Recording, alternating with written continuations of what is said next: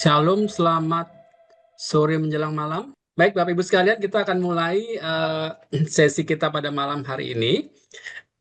Ini udah yang ke-9 ya, tinggal Hmm. satu kali lagi minggu depan. Jadi kita akan menyiapkan hati kita pada malam hari ini. Kita akan mendengarkan eh, paparan dari Bapak Dr. Jairus Hasiguan, Horas Opung. Ini Opung tinggal di Jawa Tengah cukup lama. Mungkin lebih fasih bahasa Jawanya ketimbang bahasa Batak ya. Apa sudah lupa bahasa Batak ya? Masih lah. Opung kita ini. Oke, Bapak Ibu Saudara, nanti setelah doa, saya minta nanti Pak Yahya untuk membuka dalam doa, kemudian Bapak Jairus bisa menyampaikan paparannya selama kurang lebih 1 jam, Pak ya. Kemudian kita jeda 5 menit. Silakan setelah itu Bapak Ibu Saudara, kalau ada pertanyaan bisa mengetik di kolom chat atau bisa raise hand untuk langsung nanti berbicara dengan Bapak Jairus ya. Nanti waktu tanya jawab nanti kita kurang lebih setengah jam. Eh, Kami juga mengingatkan karena ini sudah sesi terakhir, sudah 2 sesi terakhir. Nanti pada saat jeda akan diberikan form kuesioner, ya. Kami sangat mengharapkan masukan feedback dari Bapak Ibu Saudara yang telah mengikuti selama 8 hingga 9 sesi untuk perbaikan penyelenggaraan program ini ke depannya. Ya, nanti singkat saja, kuesionernya tidak lama, Bapak Ibu bisa mengisi sambil jeda nanti menunggu tanya jawab. Baik, saya mohon Bapak Pendeta Yahya bisa membuka dalam doa. Ya, mari kita berdoa.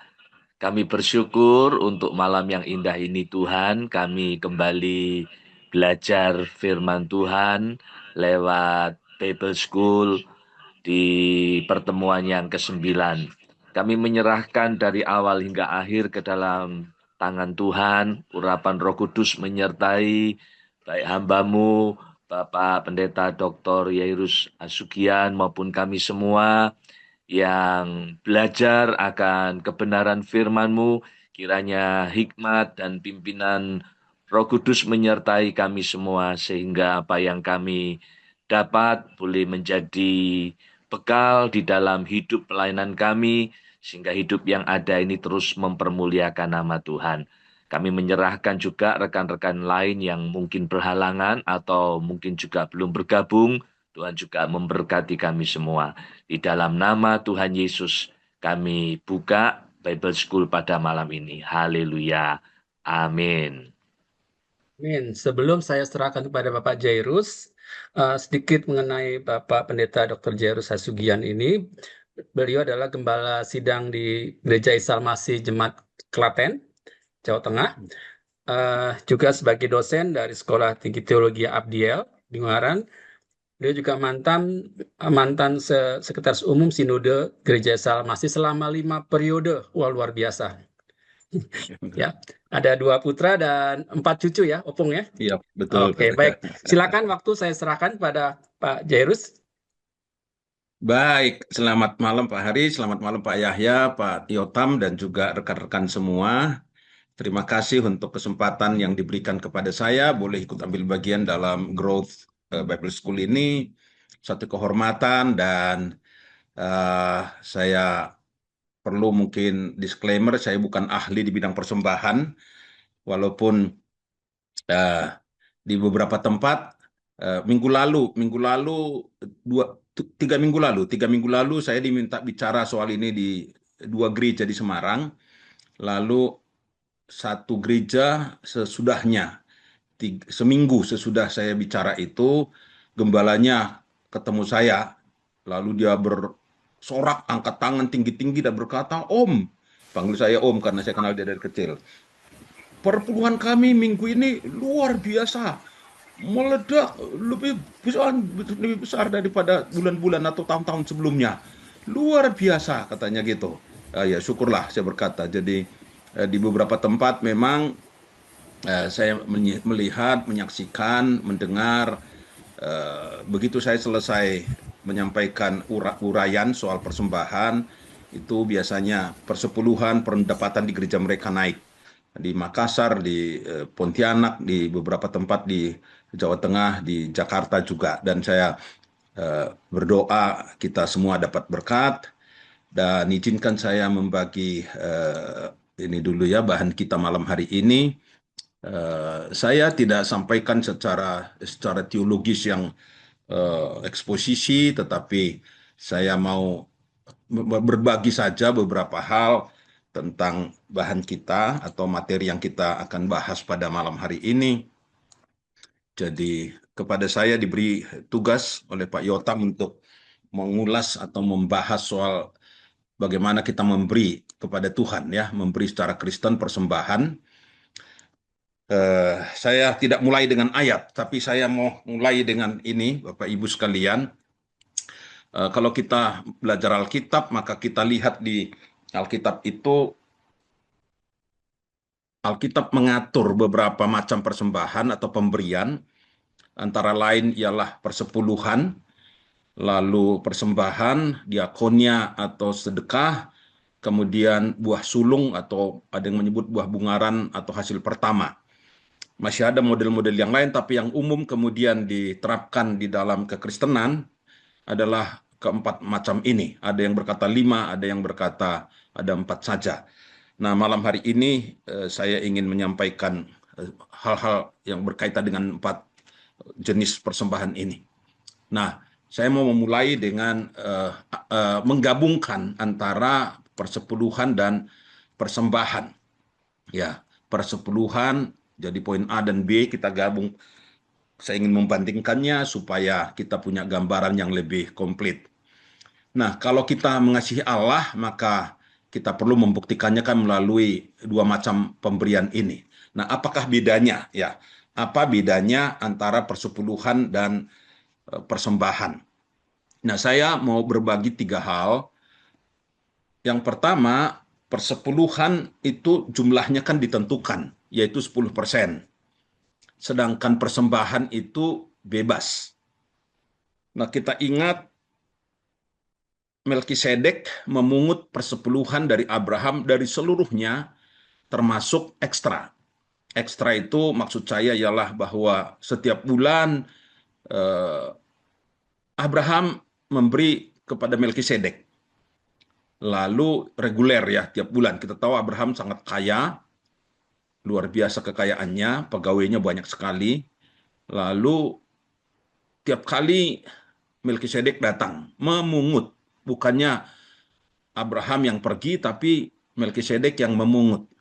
Berbeda di gereja Isa Al-Masih, itu kita tidak akan pernah periksa siapa yang membawa persepuluhan, siapa yang tidak. Tapi Melkisedek rupanya dia punya cara yang lain. Ya, termasuk ekstra ketika dia mengalahkan Kedorlaomer dan teman-teman dalam peristiwa Lot. Dia kemudian pulang bawa hasil pampasan perang. Biasanya kalau orang kalah perang mereka lari terbirit-birit, lalu barang-barangnya ditinggalkan. Nah, Alkitab mencatat, ya, kita lihat itu di Kejadian 14 ayat 20, dikutip dalam Ibrani 7 ayat 2. Melkisedek sudah menunggu di pintu gerbang kota atau perkampungannya itu, lalu memungut hasil dari perang. Jadi hasil reguler dia sudah pungut, lalu ekstra melalui kemenangan perang dia pungut lagi. Nah, bicara tentang ekstra ini, ada orang punya kesaksian. Saya kenal satu orang pengusaha, satu kali dia bangkrut, dia pengusaha sepatu, lalu dia bangkrut, kemudian habis-habisan. 3 temannya sudah masuk penjara karena nggak bisa bayar hutang. Dianya pun tadinya dia punya 20 mobil, 5 rumah, tokonya bagus, besar, tapi kemudian bangkrut dan dia nggak bisa bayar. Nah, dalam keputusasaan itu mereka masih ditagih lagi oleh orang-orang yang datang bawa laras panjang, ya, senjata laras panjang, padahal waktu itu istrinya lagi hamil tua. Sampai anaknya lahir dalam keadaan kurang bisa dengar karena stres. Orang tuanya mempengaruhi janin. Dan begitu parahnya keadaannya. Lalu istrinya pertama cari Tuhan, kemudian datang ke persekutuan Komsel, kalau kita sebut sekarang Komsel gitu ya, persekutuan rumah tangga Permata. Kemudian diajak suaminya, setelah istrinya aktif di situ, diajak suaminya, Lalu di situ dia curhat kepada teman-teman sepersekutuan. Dan kemudian teman sepersekutuan berkata, kalau begitu ayo kita malam-malam begini ke Pak Gembala. Udah jam 10 malam itu.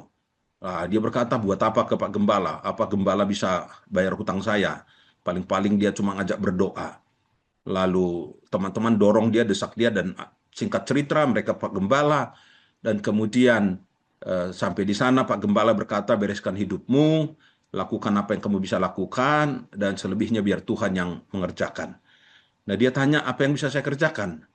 Nah, kamu jualan lah. Di toko saya tinggal 2 pasang sepatu, itu pun ukurannya tidak sama. Jadi bahasa Jawanya selen. Ya, tidak sama itu. Jadi siapa tinggal 2 pasang, siapa mau beli? Tapi Pak Gembala berkata, sudah pokoknya besok pagi kalian ke toko, buka toko sebagaimana sedia kala. Lakukan apa yang kalian bisa lakukan, lalu selebihnya biar Tuhan yang lakukan. Dengan berat hati besok paginya mereka ke toko, kemudian dari pagi sampai siang tentu tidak ada orang datang, sudah nggak ada barang. Lalu jam 12 lapar, lalu bilang istrinya, masih ada uang kah? Cari, tinggal 1.000. Mereka beli pecel, bagi 2, lalu diam lagi. Nah, Tuhan bekerja jam 1 siang. Tiba-tiba ada 2 supir dari Surabaya datang dan berkata, Pak, tanda tangan. Tanda tangan apa? Tanda terima bahwa barang sudah sampai di gudang. Dia berkata, saya tidak pesan. Supir berkata, saya tidak tahu karena ini adalah perintah dari bos. Jadi kami pokoknya drop barang, tanda tangan. Lalu tanda tangan, telepon ke bos di Surabaya. Kenapa Bapak kirim barang? Dia berkata, enggak tahu, tadi pagi tiba-tiba saya terdorong. Loh, utang saya bagaimana? Itu aja besok-besok. Nah, ini barang bagaimana? Bos berkata, pokoknya kamu jual, kalau laku bayar, kalau nggak laku ya besok lagi kita bicara. Nah, utang saya ya besok lagi. Teman saya, itu urusan mereka. Pokoknya kamu jualan. Wah, dengan semangat dia mulai jualan. Kemudian tadinya mobilnya sudah habis, dipinjemi temen, mobil box waktu itu, mobil apa nama itu, mobil semacam box itu ya. Bekerjalah dia sehari 20 jam. Dia bekerja sehari 20 jam, lalu satu kali ketemu saya dorong supaya minggu dia istirahat. Tadinya nggak mau, tapi akhirnya dia mau. Dan Tuhan atur langganannya dia di hari Minggu, datang di hari Selasa. Dan dia bercerita, eh, sungguh luar biasa karena pelanggan di hari Selasa lebih banyak daripada pelanggan di hari Minggu. Saya diajak ke rumahnya, saya menyaksikan barang-barangnya yang sudah sampai ke plafon rumah, ya. Lalu dia berkata di toko yang satu juga seperti ini keadaannya. Saya tanya apakah hutang? Dia berkata tidak. Ini betul-betul berkat Tuhan. Nah, satu kali dia bercerita bahwa eh, dia dapat bonus 50 juta. Ini yang saya disaksikan ini. Karena dia sudah mulai bangkit, dia pulih, bos berkata, kamu saya kirimi bonus 50 juta. Wah, dia berpikir bahwa kalau 50 juta pas untuk beli mobil baru. Waktu itu Panther Deluxe atau Panther apa saya lupa nama itu mereknya itu ya. Pokoknya Panther waktu itu Isuzu Panther seharga 50 juta. Kemudian dia berkata, Tuhan, saya tiap bulan kan sudah kasih persepuluhan. Sejak Tuhan pulihkan, saya sudah memberi persepuluhan. Ini kan ekstra, ini kan bonus. Jadi minta maaf Tuhan, yang 5 juta persepuluhan saya tidak kasih, saya mau pakai beli mobil baru. Tentu Tuhan tidak jawab langsung. Tapi apa yang terjadi, supirnya pulang dari Pati, Jawa Tengah, mau ke Semarang, lalu sampai di Kudus, tiba-tiba dia nabrak tukang beca. Lalu urusan tukang beca, mengobati, ganti becanya, lalu barangnya dijarah orang, kemudian habis barangnya. Dia pulang lapor, bos, dijarah orang, habis begini peristiwanya, sudah. Lalu berapa hari kemudian, dia sendiri pulang dari Solo, nyetir mobil box yang satu, sampai Ungaran, masuk Semarang itu, mobilnya terperosok masuk parit. Lalu barangnya dijarah orang, dan segala macam itu. Akhirnya singkat cerita, yang 50 juta habis untuk menopang atau menangani kedua peristiwa ini. Dia tidak dapat apa-apa. Nah, itulah nasibnya orang yang hanya mengabaikan ekstra itu, persepuluhan ekstra.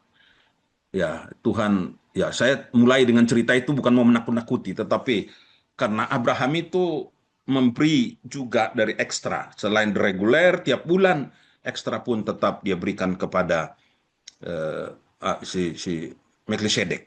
Nah, sekali lagi persepuluhan itu ditentukan jumlahnya 10%, betul-betul persepuluhan.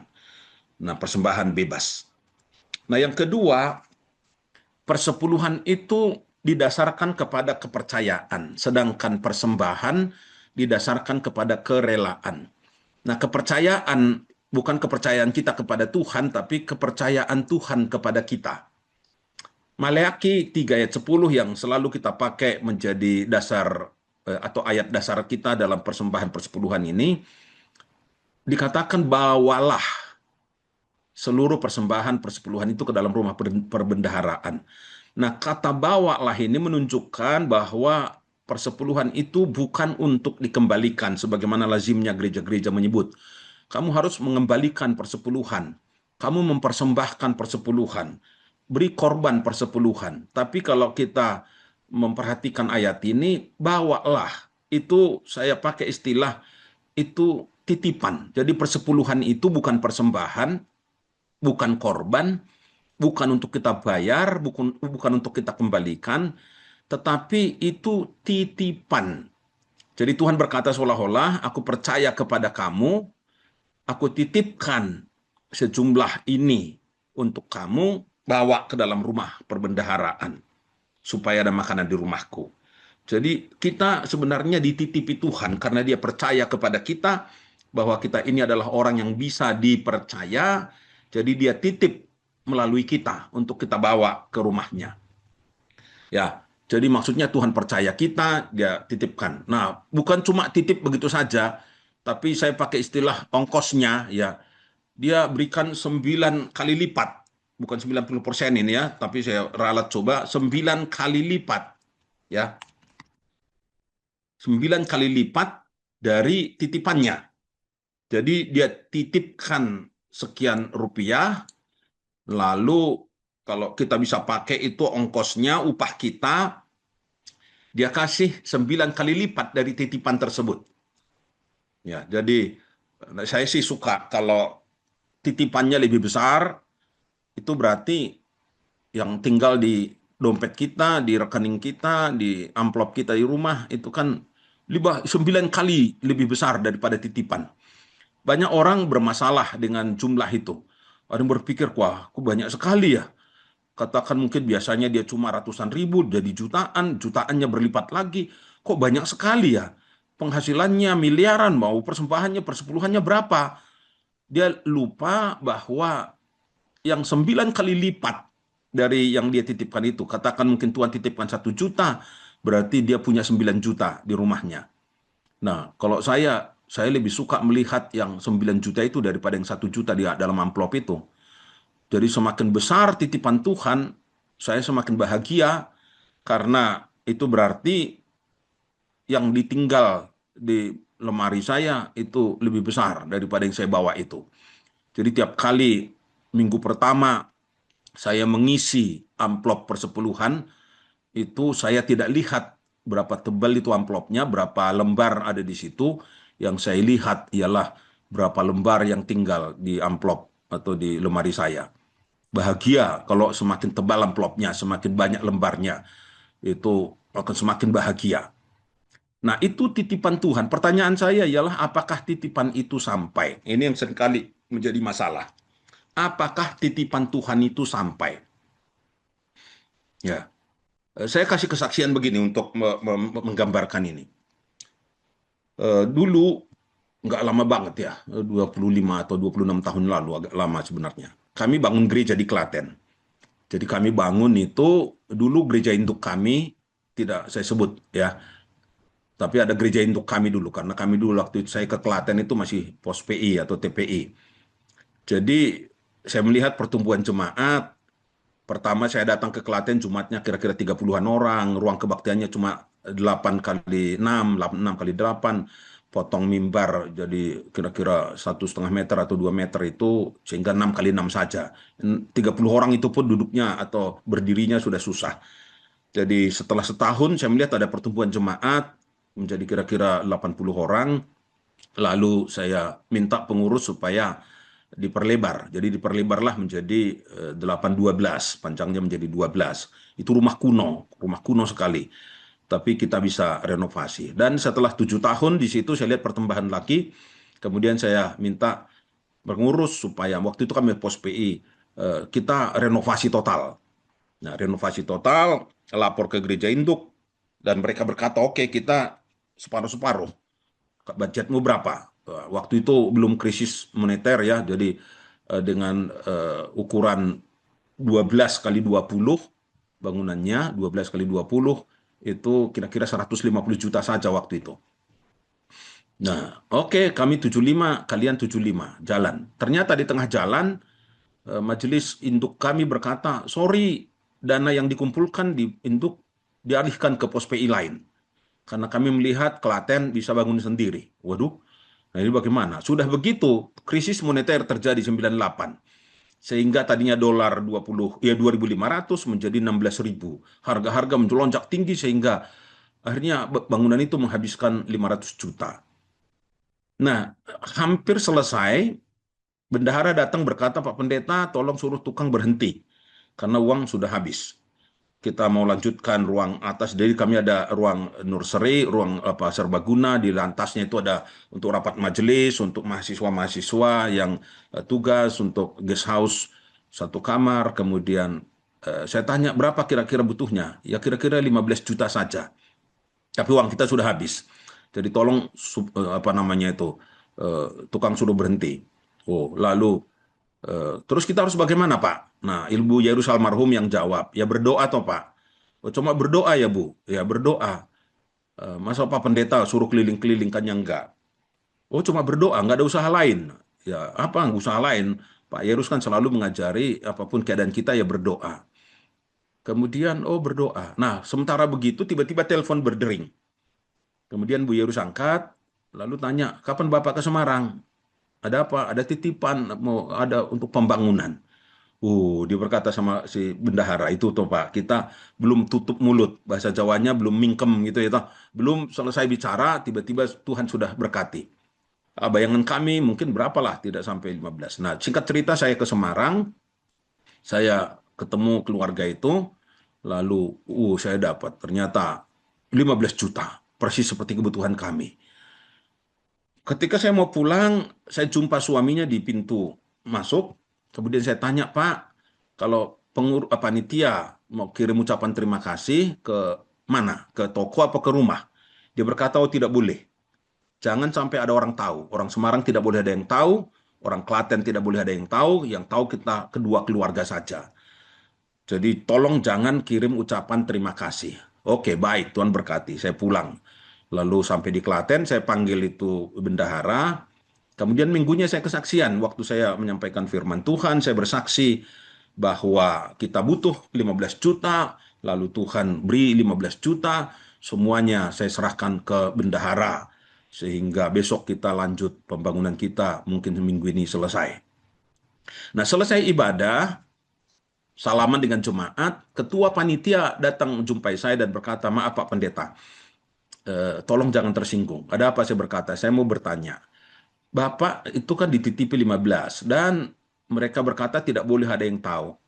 Apakah Bapak tidak tergoda untuk simpan berapa? Katakan 5 juta, lalu yang 10 serahkan panitia. Oh, saya bilang, enggak lah. Rahasianya apa, Pak? Oh, pendeta, saya berkata. Maaf, Pak. Saya kenal banyak pendeta, tetapi maaf ya Pak ya gitu. Kenal pendeta itu nggak cuma puluhan tapi ratusan karena saya aktif di gereja dari dulu.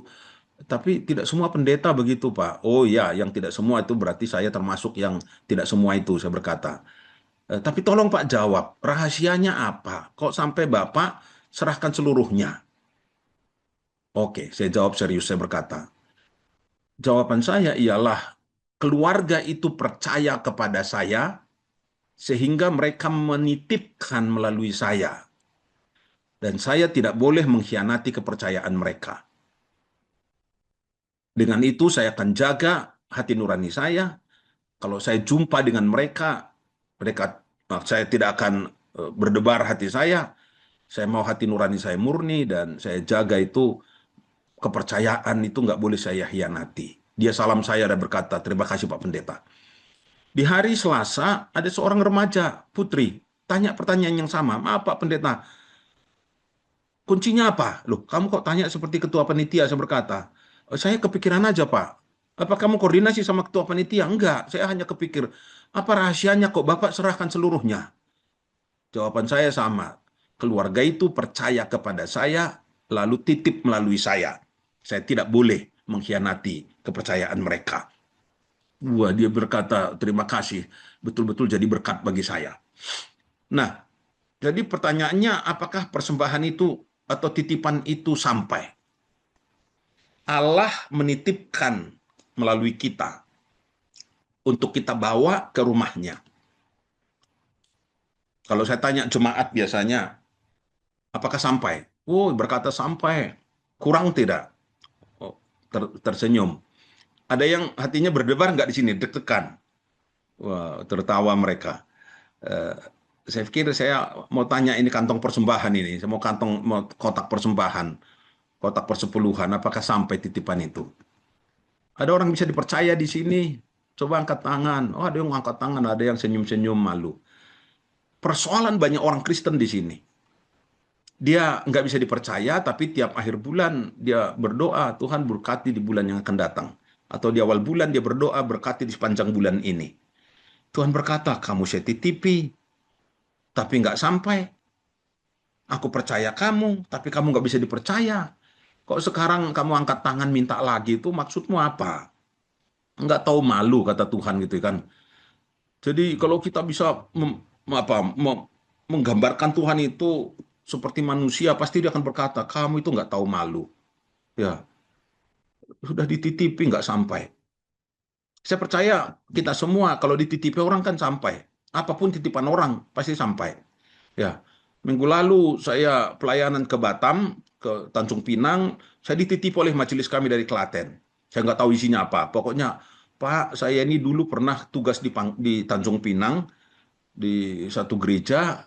Saya terkesan dengan pelayanan situ. Aku titip untuk Ibu Gembala. Jadi saya berrepot-repot. Saya janjian sama pendeta yang mengundang saya, bolehkah kita ke gereja itu? Oh, besok siang ya Pak. Tapi saya pikir dia sibuk, akhirnya pendeta itulah yang saya kasih kabar. Ibu, saya ada di sini, ada titipan dari Bapak ini, dari Klaten. Akhirnya dia datang, kemudian kami bincang-bincang, saya serahkan titipan itu. Nah, dengan itu saya pulang ke Klaten, saya cerita si majelis dengan bangga, dengan sukacita. Karena apa? Dia percaya kepada saya, titipannya kepada pendeta yang di sana juga sampai. Persoalan banyak orang Kristen sekali lagi ialah tidak bisa dipercaya oleh Tuhan. Dititipi banyak, tapi seringkali yang sampai ke kantong persembahan, yang sampai ke kotak persepuluhan, tidak seperti yang dititipkan Tuhan, berkurang jumlahnya. Dari itu bagi saya persoalan yang serius. Pasti Tuhan juga sedih. Kamu dititipi, Tuhan berkata, bawalah. Titip ya, aku tolong bawakan ini ke rumahku. Saya nggak tahu peserta Growth Bible School ini orang-orang yang bisa dipercaya apa enggak ya. Ya, saya percaya semua kita ini orang yang bisa dipercaya Tuhan. Nah, itu yang pertama. Jadi jumlahnya tadi persepuluhan itu ditentukan, sedangkan persembahan bebas, gitu ya. Nah, walau persembahan itu berdasarkan kerelaan, jumlahnya bebas, tapi menurut saya ada syaratnya. Apa syaratnya? Yang pertama, haruslah sampai bisa menyentuh emosi kita. Ya, Yesus memuji janda miskin di Markus 12 ayat 41 karena dia memberi persembahan hingga menyentuh emosinya. Ya, bukan dia. Dia memberi persembahan sampai menyentuh emosinya. Emosi dalam hal ini maksud saya bukan dia marah-marah, dia ya emosi sekali, nggak terima, marah-marah, itu enggak. Tapi maksud saya ialah Yesus berkata janda ini memberi lebih banyak daripada orang-orang yang lain. Murid kan bingung, Yesus ini bagaimana sih? Yang benar aja. tadi kan orang-orang lain jumlahnya besar-besar. Ibu ini kan cuma memberi satu peser. Satu peser itu hanya bisa memberi burung pipit satu. Ya, kalau Jawa Tengah berkata mangpi kira-kira ya, 5 rupiah gitu. Mangpi itu 5 rupiah. Tapi Yesus berkata itu paling banyak dibanding yang jumlahnya ribuan, bahkan mungkin puluhan ribu. Kenapa? Karena pemberian janda ini sampai bisa menyentuh emosi. Saya memberi contoh pengalaman yang terjadi. Satu kali Peter Condro almarhum, kita kenal semua Peter Condro ya, pendeta kita yang di Kelapa Gading, Raja Wali dulu. Dia telepon saya, waktu itu saya masih di sinode, lalu dia telepon, Pak Sekum, saya ada di Semarang. Oh ya, ada acara apa? Mau ada seminar. Datang ya, ajak ketua umum ya. Waktu itu ketua umum kita, Pak Andreas Kristianto. Oke, jadi singkat cerita, saya pulang, siap-siap, saya ajak Ibu Yairus. Dan dia ikut. Nah, ternyata di situ Peter Condro bicara soal pengumpulan dana untuk beasiswa. Nah, dia bersaksi bahwa dia itu sepanjang pelayanannya, bertahun-tahun, hidupnya itu, kalau dia dapat berkat dari tanggal 1 sampai 20, itu selalu untuk, apa namanya ini, untuk beasiswa. Ya, selalu untuk beasiswa. Kemudian dari 21 sampai 30 atau 31 barulah untuk dirinya. Nah, singkat cerita dia tantang. Kemudian panitia bagi formulir sebelah kanan, kami duduk sebelah kiri. Begitu dia selesai bagi sebelah kanan, dia berdiri di belakang saya, dia diam. Saya tanya, Mas, kenapa nggak bagi di sini? Enggak, Pak, pendeta. Oh, apa pendeta nggak pernah nyumbang? Enggak. Waduh, kamu itu menghina pendeta, saya berkata. Bagi, Pak, bagi. Pak Peter berkata, kebetulan selesai khotbah, Pak Peter khotbah duduk sebelah saya. Bagi, saya juga mau tambah lagi, katanya gitu. Lalu akhirnya dibagi. Tapi saya berkata, kamu kasih Ibu Yairus ya, Ibu Yairus ada di tengah. Nanti biar dia yang ngatur. Sudah. Nah, setelah itu semua sudah kasih, Ibu Yairus belum. Oh, saya pikir ini istri saya kok nggak tergerak ini. Lalu saya panggil-panggil dari belakang, gitu ya, karena dia di tengah, saya paling belakang. Dia bilang, tunggu sebentar. Dia rupanya digerakkan Tuhan ternyata dia. Lalu dia tulis, ambil dompet, ya buka, diisi amplop, lalu diserahkan. Acara selesai. Nah, kemudian pulang di mobil, saya lihat dia kok mencucurkan air mata. Dia menangis gitu ya. Nah, saya tanya, ada apa? Ingat khotbahmu. Khotbah apa? Memberi sampai menyentuh emosi. Loh, kenapa memang? Itu rupiah terakhir di dompet saya dan di rekening bankmu nggak ada. Karena dia yang tahu keuangan kami gitu ya. Di rekening bank tidak ada isinya kecuali batas itu ya, batas ketentuan bank itu. Lalu di dompet itu terakhir. Tapi Roh Kudus tadi berkata, beri untuk beasiswa SD 1 tahun. Saya mau kasih apa enggak, karena waktu itu kebutuhan kami memang mendesak sekali. Ya, jadi satu, waktu itu Pak Agus Dodi, pendeta kita yang di Amerika, ajak saya ke Amerika untuk ikut seminar, lalu dia berkata, tiket nanti dia yang tanggung, makan di sana di rumahnya, tinggal di rumahnya, tapi ada biaya untuk seminar di Crystal Cathedral itu $500. Wah, jadi Bu Yerus bayangkan $500 itu berapa rupiah itu. Kemudian anak kami waktu itu yang besar mau kuliah di Unika Semarang di Fakultas Psikologi harus bayar uang pangkal. Jadi uang pertama cicilan itu 4 juta udah diberitahu. Lalu Ibu Yerus sudah bayangkan nanti apa namanya itu, Pak Yerus berangkat paling nggak udah berapa dolar lah dikasih sangu. Lalu mereka bertiga tinggal di rumah. Saya pergi 1 bulan itu kebutuhan mereka berapa kira-kira. Jadi dia nggak bisa bayangkan itu. Makanya dia kasih apa enggak, akhirnya dia taat. Nah, ketika dia taat, dia berikan semua isi dompetnya untuk biaya SD 1 tahun itu yang bikin dia tersentuh emosinya dan dia mencucurkan air mata. Dan sesudah itu ternyata dia menuai banyak sekali karena Tuhan berkati luar biasa. Begitu dia memberi itu, 2 hari kemudian Tuhan mulai berkati kami, kemudian ada lagi berkat-berkat yang lain, sama ini juga hari Minggunya itu ada orang SMS, waktu itu masih SMS. Dia SMS begini, Shalom Pak Pendeta, apakah Bapak masih pendeta yang akan ke Amerika? Mohon nomor rekening. Wah, saya pikir ini siapa ini, penipu ini kalau begini-begini. Saya tanya, maaf Bu, maaf, ini siapa ya? Dia nggak beritahu, dia perempuan apa laki-laki. Maaf, Anda siapa?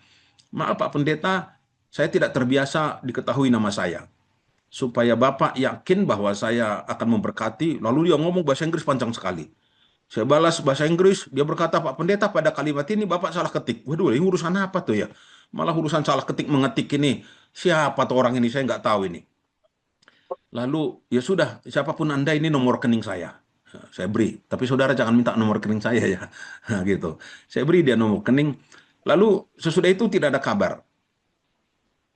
Minggu saya ke Semarang selesai ibadah, Senin saya ke kantor, tidak ada kabar. Selasa sampai jam 12 siang tidak ada kabar. Jam 1 tak tahu dia WA lagi, SMS lagi.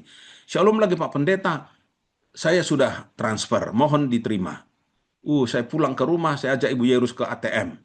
Ya, ayo ke ATM. Ngapain? Nggak ada isinya. Ayo ikutlah. Lalu sampai di ATM, ngapain katanya? Kamu lihat coba. Apaan yang dilihat? Coba lihat saldo. Nggak ada isinya katanya gitu. Cobalah lihat. Lalu begitu dia lihat, loh katanya, apa? Itu tadi nolnya kok panjang sekali. Nah, ternyata ada orang kirim 10 juta. Ya, jadi saya bilang, lalu saya cerita, kemarin saya di SMS orang. Nah, jadi saya itu ya pulang dari Amerika tentu saya bawa dolar gitu kan. Jadi dia berkata, saya menuai lebih dari 100 kali. Ya kan, Yesus janji 30 kali lipat, 60 kali lipat, 100 kali lipat. Ternyata dia terima, dia berkata, saya terima balasan Tuhan lebih daripada 100 kali lipat. Jadi dia sangat bersyukur. Dan sudah itu komitmennya terhadap persembahan luar biasa. Nah, kesaksian kedua itu ada pendeta Lisias dulu namanya. Saya kenal di Ungaran dulu, dia dosen di Simpson lalu pindah ke Maranatha atau Sangkakala sekarang ini. Lalu satu kali diundang ke GIA Dr. Cipto, dia bersaksi. Waktu dia remaja itu mereka kekurangan. Mereka bersaudara itu 9 orang. Ya, laki-laki 7 mungkin kalau nggak seingat saya tuh, laki-laki 7, perempuan 2 mungkin. Nah, mereka itu bertahun-tahun itu kalau makan itu satu hari makan, besoknya puasa. Satu hari makan, besoknya puasa. Begitu bertahun-tahun karena bapaknya tidak punya penghasilan. Nah, satu kali di gereja diumumkan bahwa akan beri buku nyanyian. Ya, zaman itu masih buku nyanyian. Kalau nggak kan nggak bisa ikut jemaatnya. Sekarang sih ada dulu OHP ya, OHP ya, kemudian ke LCD, lalu sekarang kita sudah berbondong-bondong atau ber apa namanya itu kejar-kejaran pakai Videotron atau LED gitu ya. Dulu nggak ada, karena dulu di gereja-gereja, apalagi di desa-desa itu kan ada cerita pendeta atau majelis baca satu kalimat baru jemaat nyanyi. Ketika baca lagi jemaatnya diam. Sampai ada guyonan itu. Ada pendeta mau ajak nyanyi da da da da da da da da. Lalu dia mau baca kalimatnya seharusnya kan jangan lupa nama Yesus. Tapi karena dia nggak bawa kacamata, dia nggak bisa baca. Lalu berkata, saya lupa kacamata. Jemaatnya nyanyi, saya lupa kacamata. Kaget dia, Pak Pendeta. Bukan itu maksudku. Bukan itu maksudku.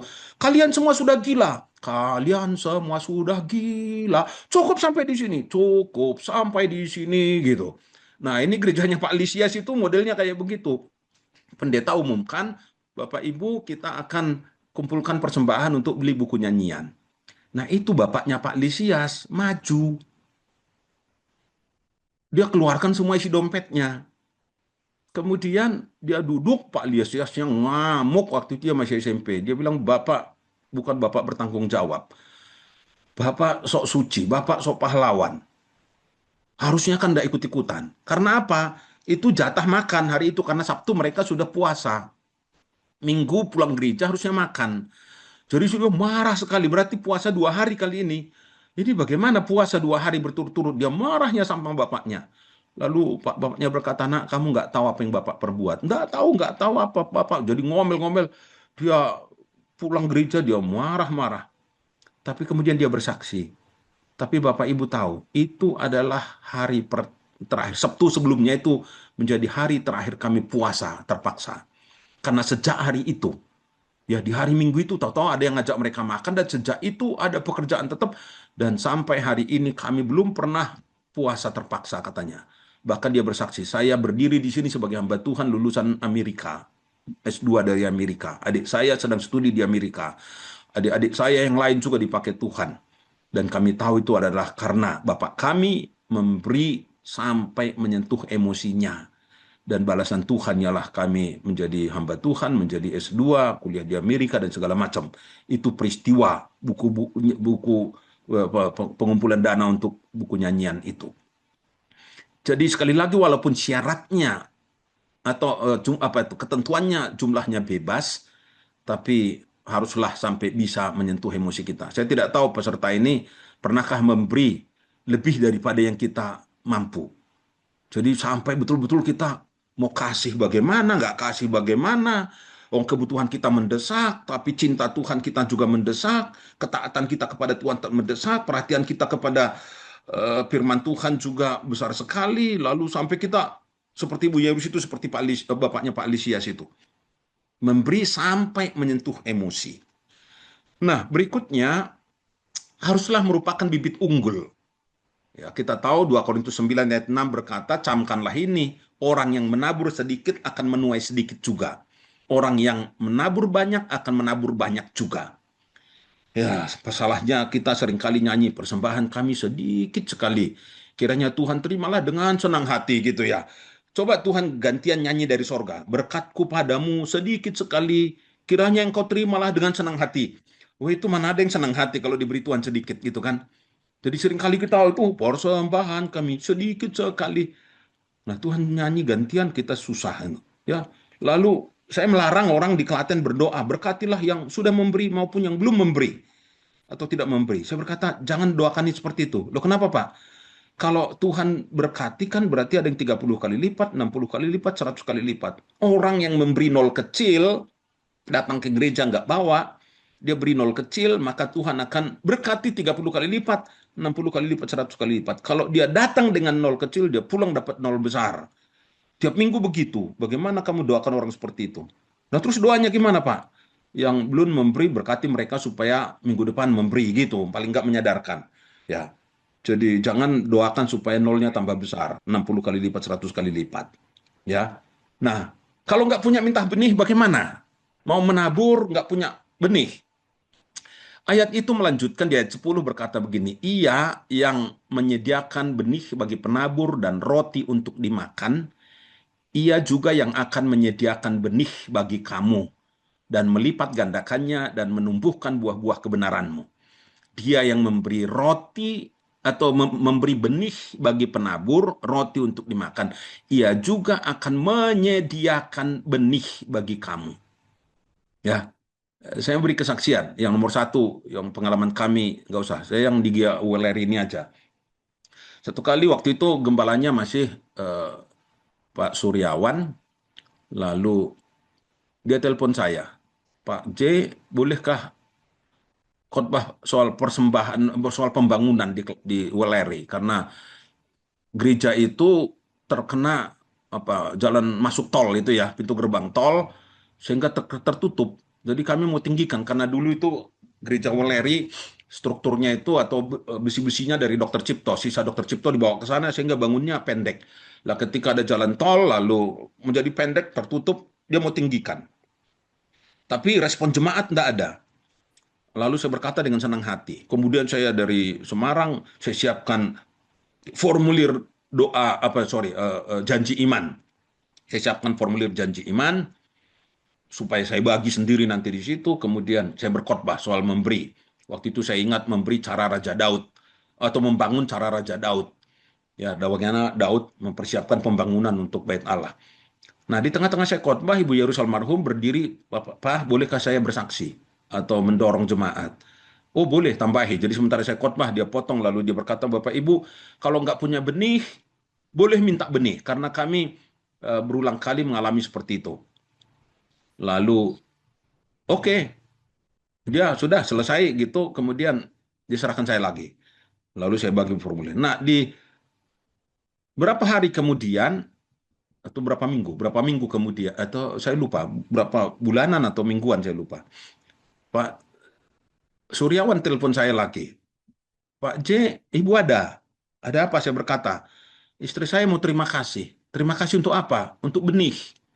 Benih apa? Benih pembangunan. Eh, maksudnya gimana? Waktu Bapak khotbah kan ibu berdiri dan suruh minta benih. Ternyata istri saya, Ibu Esther itu minta benih.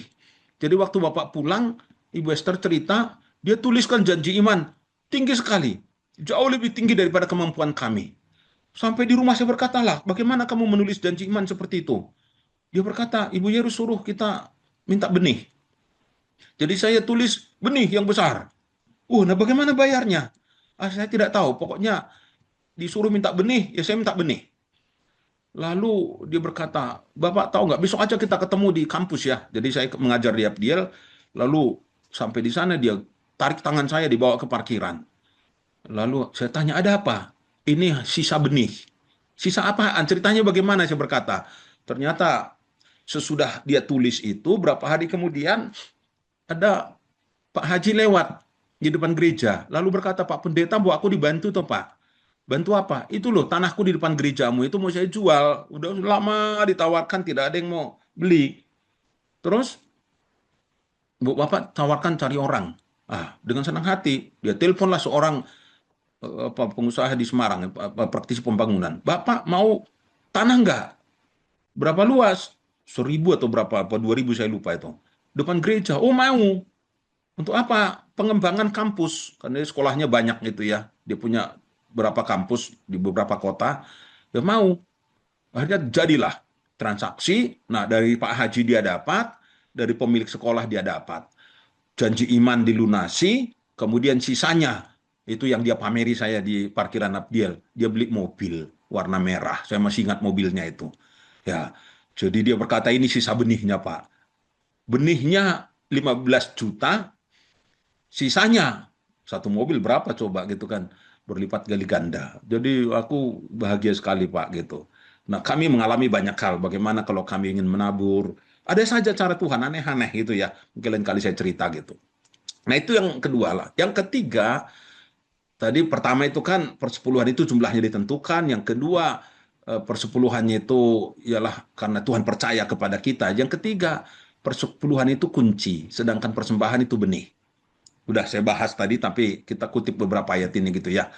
Kalau kita kerjakan Maleakhi 3 ayat 10 itu dilanjutkan di situ, Tuhan akan membuka tingkap-tingkap langit. Nah, itu kan berarti kunci ya. Jadi kalau buka tingkap, buka jendela, buka pintu langit itu kan kita berarti buka dari bumi ini. Kuncinya kita pakai, yaitu persepuluhan. Kemudian di 2 Korintus itu tadi, pasal 9, menabur sedikit, menuai sedikit, menabur banyak, akan menuai banyak. Nah itu kan berarti benih, menabur, pakai istilah menabur, menuai. Kita tabur itu sebagai benih. Ya seperti petani, bapak saya petani ya, bapak ibu saya petani, saya menyaksikan bagaimana kalau mereka ingin menuai banyak, ya harus tabur banyak. Mereka menabur di beberapa tempat, ada apa nama itu, ada padi padi darat, itu ada padi sawah. Sawah orang tua saya dulu ada 1, 2, 3, 4, 5, 6 tempat, mungkin 6 apa nama itu lokasi.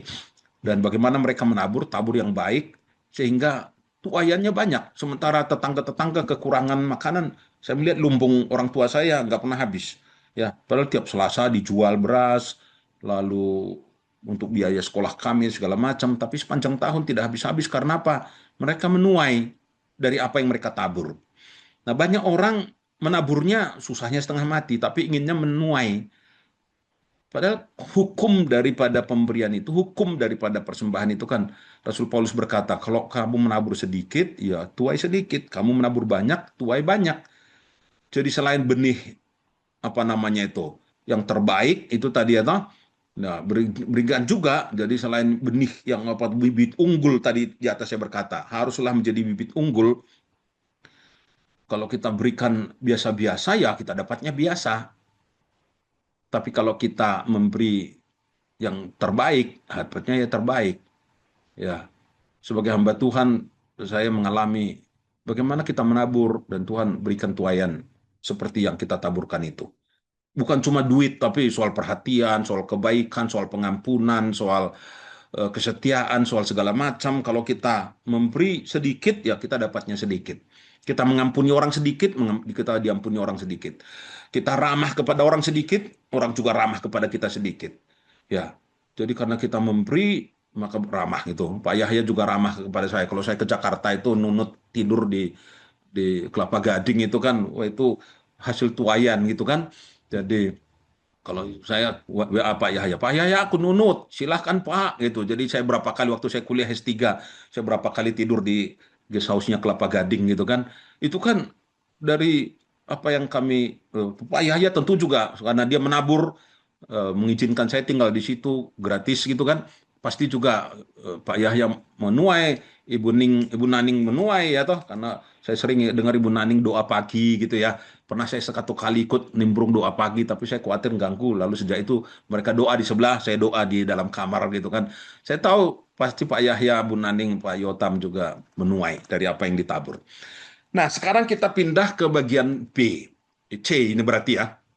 C ini berarti tadi, yaitu diakonia. Untuk apa sih diakonia itu?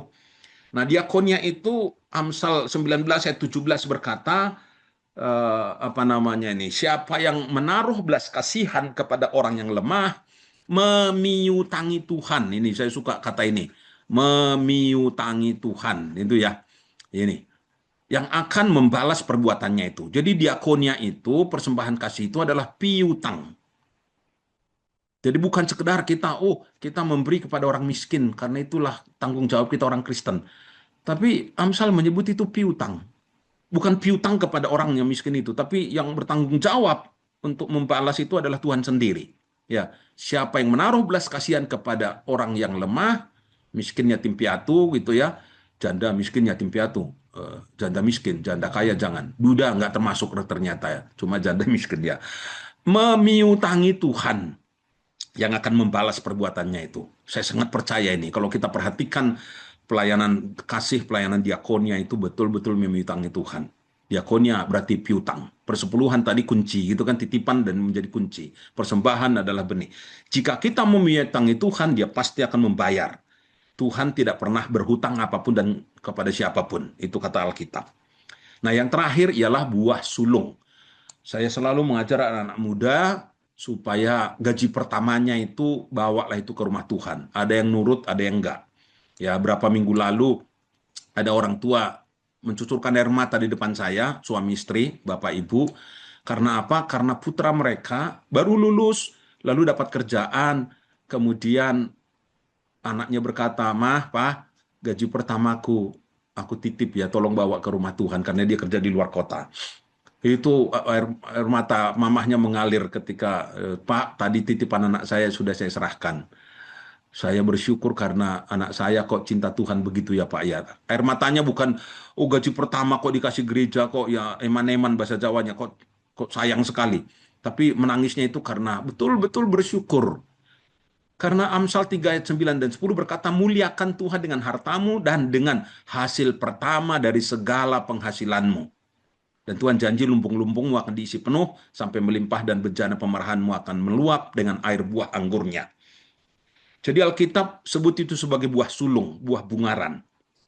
Maka saya mengajar anak-anak muda supaya belajarlah mereka memberi gaji pertama untuk pekerjaan Tuhan. Ya mungkin, waduh orang baru lulus kuliah, kerja kan ingin sekali langsung menikmati. Katakan mungkin makan bersama teman-temannya, atau lakukan apapun yang dia suka. Tahu-tahu Pak Pendeta berkata, belajarlah bawa ke rumah Tuhan, muliakan Tuhan dengan hasil pertama. Dan sesudahnya saya mendapat banyak kesaksian dari anak-anak muda tersebut. Puji Tuhan Pak, saya kerjakan itu dan Tuhan memberkati sesudahnya secara luar biasa. Jadi kita perlu mengajar anak muda kita supaya penghasilan pertamanya itu untuk Tuhan. Ya, jadi kesimpulan kita tinggal 5 menit itu saya akhiri di sini. Kalau kita membawa atau memberi keempat macam pemberian yang kita sudah bahas ini, maka kita itu berarti kita membuka tingkap langit. Mari kita membuka tingkap langit dengan cara memakai kunci, yaitu 10%. Yang kedua, tuailah hasil taburan benih melalui persembahan. Ya, persembahan itu merupakan benih. Tabur di ladang yang subur, jangan sembarang nabur. Ada banyak orang, wah dia bangun sendiri. Persepuluhan dia bagi sendiri. Saya berkata, jangan, itu bukan hakmu. Persepuluhan jangan bagi sendiri. Lah kasihan tuh Pak, gereja kota kan sudah makmur. Kita kirim ke desa. Lalu, jangan, itu bukan hakmu untuk berbagi itu.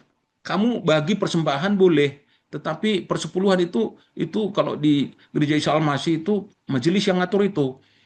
Jadi majelis, kamu boleh usul, Pak, kita kirim ke mana, ke daerah mana, bangun gereja di mana, boleh. Tapi jangan kamu bagi sendiri. Kalau kamu bagi sendiri, ya itu tadi, kamu bisa dipercaya Tuhan.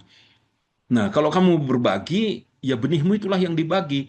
Tapi walaupun bebas begitu, cuma taburlah di ladang yang subur. Jangan sembarang tabur. Jangan tabur di jalan berbatu-batu atau di yang semak duri. Tapi yang subur, artinya gereja yang betul-betul atau hamba Tuhan yang betul-betul menjadi benih yang baik. Karena ada itu sembarang tabur, asal terima, tidak berdoa, tidak apa begitu ya. Jadi hati-hatilah menabur. Nah, lalu ketiga mari kita terima balasan dari Tuhan dengan cara kita memiutangi Dia, memberi diakonia dan penuhi lumbung-lumbung kita melalui buah sulung. Wah, orang berkata kok banyak sekali ya, Pak? Banyak sekali nih. Kok empat macam itu aja sudah banyak itu. Persepuluhan berapa, persembahan berapa, diakonia berapa, buah sulung berapa, kok banyak sekali. Tapi ingat, keempat ini justru menguntungkan kita. Betul ya? Kalau kita membawa persepuluhan, Tuhan berkata, aku akan buka tingkap langit, curahkan berkat, halau belalang pelahap, dan bangsa-bangsa akan sebut kamu berbahagia. Yang untung bukan Tuhan, bukan gereja, tapi kita sendiri. Kalau kita menabur persembahan, kita menuai. Yang untung siapa? Kita lagi, kita tuai yang banyak. Kalau kita memberi diakonia, lalu Tuhan balas, tadi dikatakan di Amsal itu. Siapa lagi yang untung? Kita. Kalau kita memberikan buah sulung, maka lumbung-lumbung kita akan dipenuhi. Jadi siapa lagi yang untung? Ya kita sendiri. Jadi mari membuka pikiran, mari membuka hati bahwa memberi secara Kristen itu bukan pekerjaan yang sia-sia. Dan selalu saya menekankan bahwa persembahan itu, persepuluhan itu rohani. Walaupun bentuknya materi, berupa rupiah atau dolar atau apapun itu, berupa uang. Tapi itu adalah cermin dari kedewasaan orang, cermin daripada kualitas rohani seseorang. Jadi mari bertumbuh secara rohani, tunjukkan bahwa kita ini memang bertumbuh melalui sikap kita terhadap persepuluhan, persembahan, diakonia, maupun buah sulung. Nah demikian Pak Hari yang bisa saya sampaikan. Mohon maaf ada 2 menit tersisa. Iya, terima kasih. Baik. Ya, terima kasih Pak Jairus, wah, luar biasa sekali. Ini satu pencerahan sekaligus tantangan ya buat kita semua. Ternyata banyak ya yang kita harus siapkan nih buat pekerjaan Tuhan. Selalu luar biasa dapat macam pemberian yang kita pelajari pada malam hari ini. Persepuluhan, persembahan, diakonia, dan juga buah sulung. Tetapi sebelumnya ada disclaimer mengenai pemahaman persembahan ya, karena setiap gereja denominasi mungkin memiliki pandangan yang berbeda-beda, bukan begitu Pak Jairus ya? Ya. Jadi mungkin kita gunakan kesempatan untuk bertanya dengan sebaik-baiknya, bukan untuk berdebat karena mungkin akan ada perbedaan dari setiap gereja. Tapi silakan kita bisa bertanya ke hal-hal yang praktis, mungkin nanti Pak Jairus bisa membantu menjawabnya. Silakan ditulis di kolom chat atau nanti boleh raise hand. Nah sementara kita jeda, ini sudah dicantumkan link untuk mengisi kuesioner lembar evaluasi. Ya, silakan Bapak Ibu Saudara bisa mengisinya, singkat, hanya sekitar 10 pertanyaan yang bisa langsung dijawab. Ya, sambil menunggu mungkin saya juga ada pertanyaan Pak Jairus ya mengenai persembahan diakonia. Sebetulnya tadi kan sudah dijelaskan mengenai diakonia, terutama persembahan kepada janda juga yatim piatu ya. Ya. Di luar itu bagaimana Pak? Di luar kategori golongan manusia orang-orang tersebut gitu Pak. Langsung ya Pak Ari ya. Ya, silakan. Oke. Jadi janda, yatim piatu, orang miskin tadi saya berkata juga gitu kan. Ya. Kategori di dalam Alkitab itu terutama itu. Jadi Israel itu diharuskan, bahkan ada persepuluhan yang dikhususkan bagi mereka. 3 tahun sekali itu harus ada perpuluhan lainnya, ya. Selain lainnya itu selain perpuluhan untuk rumah Tuhan, ada lagi perpuluhan untuk janda miskin, yatim piatu, orang asing. Iya, jadi miskin, yatim piatu, janda miskin, lalu orang asing yang lewat atau datang mungkin melewati wilayah Israel. Jadi diatur begitu, tapi di gereja kan tidak lagi ada kategori seperti itu karena gereja menyebar di seluruh dunia.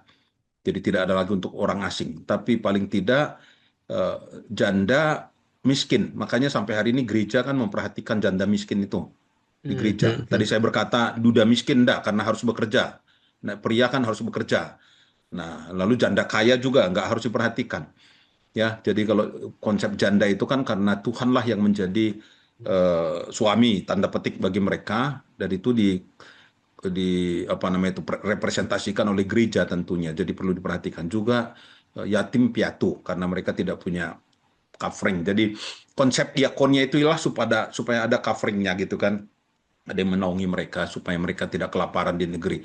Dan itu konsep itu di Israel tapi tetap juga akhirnya terbawa sehingga pada gereja. Jadi bagaimanapun orang-orang Yahudi awal, gereja mula-mula itu selalu juga memperhatikan janda miskin yatim piatu itu. Tapi Paulus juga kan mengingatkan jangan lupakan yang janda miskin itu. Tapi kalau orang masih muda lalu masih bisa menikah, lebih baik menikah atau kalau enggak ya dia bekerja kecuali sudah umur usia tertentu. Makanya ada orang mengatur janda itu sendiri di usia berapa itu ya, itu yang terkategorikan sebagai janda yang perlu ditopang. Tapi kalau dia masih muda, ya kecuali dia miskin sekali mungkin, tapi yang diatur Alkitab itu di usia tertentu. Nah, setelah itu orang asing itu juga perlu. Tapi orang asing kita sekarang ini kan kita nggak bisa kategorikan lagi siapa itu orang asing. Kadang-kadang ada orang penipu-penipu, orang asing datang ke rumah kita harus hati-hati gitu kan.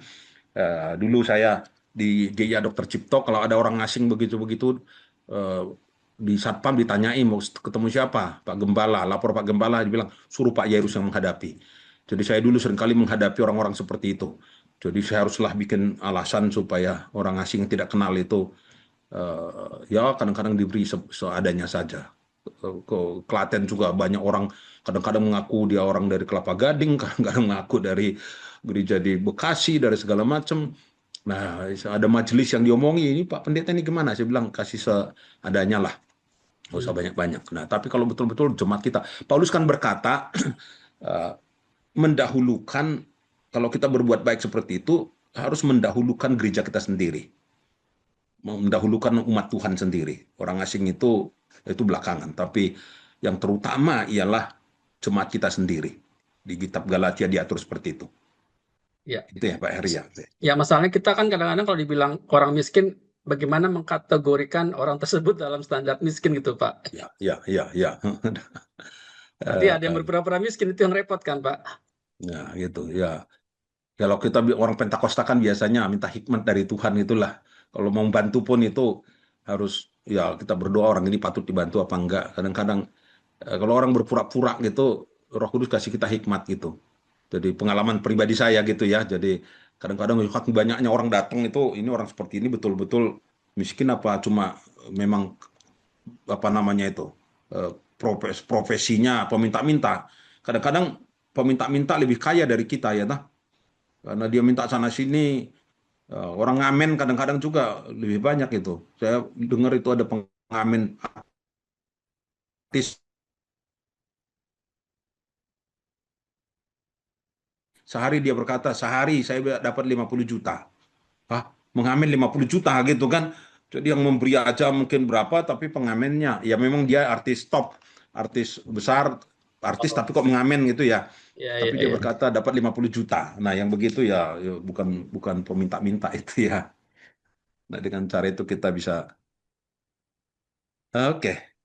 Oke, makasih Pak Jair. Silakan, Bapak Ibu Saudara, jika ada yang mau ditanyakan, bisa disampaikan ke kolom chat, atau mungkin berpikir ini topik yang sensitif, sensitif ke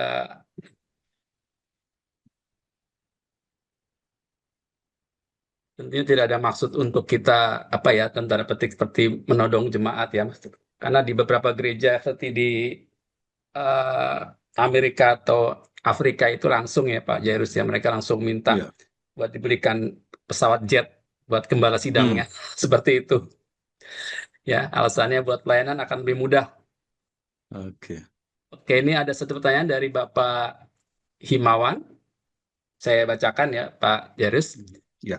Eh, Menurut pengetahuan saya itu Pak Himawan, ada angka-angka 30, 60, bahkan 100 kali lipat yang dikutip beberapa kali oleh pengajar Ya. dari kisah perumpamaan penabur ya. Dalam Matius 13, Markus 4, Lukas 8. Nah, dalam perumpamaan tersebut, benih yang ditaburkan adalah firman Tuhan, bukan uang atau harta benda. Ya, sedangkan hasil 30, 60, atau 100 kali lipat merujuk pada buah-buah pertobatan, karakter Kristiani, dan pengabaran Injil. Menafsirkan benih seperti uang sepertinya kurang tepat. Nah, bagaimana menurut Pak Jairus ya dari pemahaman dalam Matius, Markus, Lukas ini? Oke, jadi eh, perumpamaan yang disebut Pak Himawan itu juga kan konteksnya ialah menabur. Jadi dari kata menabur, menabur benih firman. Nah, Yesus memang bicara tentang atau konteks sedang mengajar soal menabur. Tapi kita bicara tadi persembahan juga Paulus pakai istilah menabur. Jadi ada yang memang ayat-ayat yang single arti. Tapi kadang-kadang kan ada ayat itu yang kemudian bisa dimensinya itu eh, eh, dual atau apa namanya itu berganda gitu ya. Jadi prinsip menabur itu yang kita pakai. Ya, walaupun di ayat itu berkata yang ditabur itu adalah soal kerajaan gitu kan. Soal firman, soal kerajaan. Kalau di judul apa namanya itu? Ayat kita kan perumpamaan tentang seorang penabur.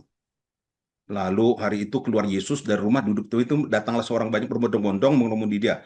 Lalu dia mengucapkan banyak hal dalam perumpamaan kepada mereka. Nah, ada penabur, keluar menabur dan seterusnya. Jadi menabur firman. Tapi juga kan Paulus berkata tadi orang yang menabur sedikit itu konteksnya adalah pemberian kepada Yerusalem. Jadi Ya, Paulus juga pakai istilah menabur di situ. Itu kenapa orang-orang Pentakosta, nggak cuma saya, tapi orang Pentakosta karismatik suka mengutip ayat-ayat itu untuk menabur. Dan itu akhirnya hasilnya ialah Tuhan balas berlipat-lipat. Ada yang 30 kali lipat. Termasuk juga kebaikan gitu kan, termasuk apapun yang kita taburkan. Berupa firman boleh, kebaikan boleh, perhatian boleh, pelayanan boleh, dan persembahan boleh. Itu konteksnya ialah menabur. Begitu ya Pak ya? ya. Jadi maksudnya relevan ya Pak ya, masih bisa relevan, baik itu Ya, firman, baik itu ya, kebaikan, baik ya, itu juga harta ya yang kita ya, tabur ya, itu akan betul. bisa kembali berapa kali lipat. Oke, ada pertanyaan dari Ibu Uli. Pertanyaannya sebentar saya bacakan. Persembahan persepuluhan apakah sepenuhnya untuk gereja lokal? Jika kita ingin membantu gereja di desa, sebaiknya diambil dari persepuluhan atau persembahan yang terpisah gitu ya, misalkan kayak persembahan misi. Apakah persembahan yang kedua, pertanyaan kedua, apakah persembahan diakonia ada formulanya? Ya, dan bolehkah disalurkan untuk keluarga sendiri? Silakan Pak. Baik, yang pertama, persepuluhan, kalau tidak kita pegang tadi Maliaki, dikatakan ke rumah perbendaharaan. Jadi saya tidak apa namanya itu tidak membicarakan gereja lain, tapi di gereja Isa Al-Masih itu diharuskan haruslah ke gereja lokal. Bahkan kalau ada pendeta dititipi oleh jemaat persepuluhan itu pendeta gembala sidang sekalipun, gembala jemaat sekalipun tidak boleh mengantongi sendiri. Jadi tata gereja Isa Al-Masih mengatur itu harus dibawa ke rumah Tuhan. Entah orangnya langsung ke gereja, ke kantong persembahan, ataukah titip melalui pendeta, melalui majelis, maka itu haruslah dibawa ke rumah Tuhan. Nah, tadi kan kita pakai istilah dititipi. Kalau itu titipan itu kan berarti bukan milik kita. Itu ya. Jadi karena itu bukan milik kita, kita tidak boleh membagi sendiri. Ya. Jadi ada orang diambil dari persembahan perpuluhan atau dari persepuluhan lalu dia bagi sebagian ke gereja, sebagian ke desa, sebagian ke pendeta siapa. Itu tadi saya sudah berkata bahwa kalau mau begitu bicaralah dengan gembala, bicara dengan majelis. Saya ada beban begini, bolehkah kita sisihkan sebagian untuk ke sana? Karena itu titipan Tuhan, milik Tuhan, kita nggak berhak untuk membagi-bagi itu sendiri. Itu sama saja tadi. Kalau misalnya saya dititipi orang keluarga Semarang, lalu 10 juta saya kasih persembahan pembangunan, kemudian apa namanya itu 5 juta saya bagi-bagi sendiri, mungkin nggak jajan kepada siapa. Itu aturannya nggak begitu. Nah, kalau mau menolong orang lain itu ya dari persembahan kita itu. Ya, jadi untuk membantu pekerjaan Tuhan di desa, bangun gereja di mana, segala macam itu ya dari milik kita kan selalu sisihkan. Saya selalu menasihat jemaat. Jadi kalau di awal bulan, khususnya yang gajinya tetap gitu ya jumlahnya, itu ibu dulu, istri saya dulu selalu punya, awal-awal kami menikah, karena uangnya nggak terlalu banyak, jadi seringkali dia selip-selipkan gitu. Jadi halaman pertama saya lihat dia tulis persepuluhan, halaman kedua belanja, halaman ketiga berapa, lalu ada halaman keberapa itu persembahan. Karena memang kadang-kadang gereja kan persembahan, tempo hari saya hitung-hitung persembahan dengan ada majelis gereja HKBP di Jakarta, lalu dia berkata, Pak, kalau hitung-hitung satu bulan bisa 600.000 satu keluarga. Kami di rumah bertiga persembahan saja bisa 600.000 karena di gereja kami ada 6 kali persembahan. Itu bisa 600.000 sebulan. Nah, penghasilannya berapa? Kasihan kan yang nggak besar penghasilannya. Nah, tapi persepuluhan itu saja yang ditentukan. Yang lain kita bisa bagi sendiri. Jadi sekali lagi, jangan bagi sendiri persepuluhan. Kalau mau memperhatikan yang lain, usul ke majelis, usul ke gembala. Kalau beri persembahan orang lain, boleh. Kalau nggak punya, jangan. Ya. Kalau ternyata kita nggak bisa membagi-bagi persembahan itu, lalu kita bagi kepada siapa-siapa, jangan. Nah, saya mau kasih kesaksian sekali lagi tentang persepuluhan. Saya pernah berdebat dengan seorang doktor lulusan Inggris dari kantor PGI sampai ke pondok remaja di Bogor. Jadi dia berkata, kalian dia sering dulu kebaktian, ikut kebaktian waktu dia kuliah di Jakarta, dia sering kebaktian di Salmasih, Pegangsaan. Jadi dia selalu berkata, kalian orang karismatik, orang Pentakosta itu lebih besar pajaknya daripada negara. Negara cuma 4%, kalian 10%. Jadi dia betul-betul negatif sekali soal perpuluhan.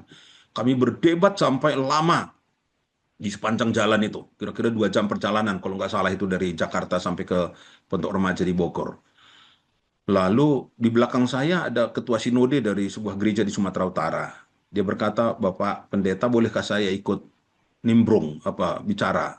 Oh silahkan, kata teman saya nih. Lalu yang ketua sinode di belakang saya berkata, Pak, dulu bertahun-tahun gereja kami defisit. Tingkat jemaat lokal hampir semua defisit. Tingkat klasis hampir semua defisit. Sinode selalu defisit. Jadi kami bingung bagaimana mengatasi ini. Kami terapkan persembahan di gereja kami berdasarkan teologi yang kami anut, tapi tidak menolong. Nah, sampai akhirnya satu kali kami konven, terus kami putuskan mau belajar dari orang Pentakosta, menerapkan persepuluhan, walaupun aliran gereja kami tidak mempercayai persepuluhan. Tapi akhirnya kami mengajarkan persepuluhan. Dan dia berkata sejak hari itu sampai hari ini, tidak ada jemaat yang defisit, tidak ada klasis yang defisit, dan sinode kami tidak pernah defisit. Lalu teman saya bilang, kapok kamu. Langsung dia diam. Ya, itu kesaksian dari si ketua sinode. Dan sekali lagi, jangan bagi sendiri, ya Bu ya, Bu Uli. Lalu persembahan, bolehlah dibagi. Milik kita yang kita bagi, bukan milik Tuhan yang kita bagi. Pertanyaan kedua, apa persembahan diakonia ada perhitungannya? Oh, enggak, itu rela juga itu. Ya, diakonia pun sesuai kerelaan kita gitu kan, sesuai kemampuan kita. Dan bolehkah disalurkan untuk keluarga sendiri? Untuk orang tua yang mungkin mereka sudah lanjut usia, ya bolehlah. Tapi keluarga sendiri yang miskin, ya itu dari apakah kategori mereka itu anggota diakonia? Itu juga harus kita hitung gitu kan. Kalau kita anggap mereka penerima diakonia, apa kita tega gitu ya. Jadi kalau kita memberi kepada keluarga kita, ya kasih persaudaraan kita, kasih anggota keluarga kita. Ya, jadi karena Alkitab juga berkata jangan biarkan terlantar orang-orang yang di sekitarmu. Jadi orang tua, saudara, ya kita juga nggak boleh telantarkan gitu kan. Tapi apakah kita perlakukan mereka sebagai anggota diakonia? Itu hati nurani kita yang menilai. Jadi bolehkah untuk keluarga sendiri? Ya silahkan, tapi itu berarti kita perlakukan mereka seperti anggota diakonia yang lain gitu ya. Bukan sebagai saudara kita. Kalau saudara kan diri kita sendiri itu gitu ya. Diri kita sendiri. Lalu banyak sekali itu Pak. Nah, tadi saya beri kuncinya. Kita kalau Paulus berkata jangan beri, kan ada kategori ya. Paulus berkata ada orang memberi dari apa? Dari yang ada padanya. Jadi dari atau sesuai dengan kemampuannya. Ada orang memberi dari kelimpahan, yang pertama dari kelimpahan, ada yang dari sesuai yang ada padanya, tapi ada orang yang dari kekurangannya. Jadi Paulus bicara, jadi ada orang memberi itu karena dia berlimpah-limpah, dia beri.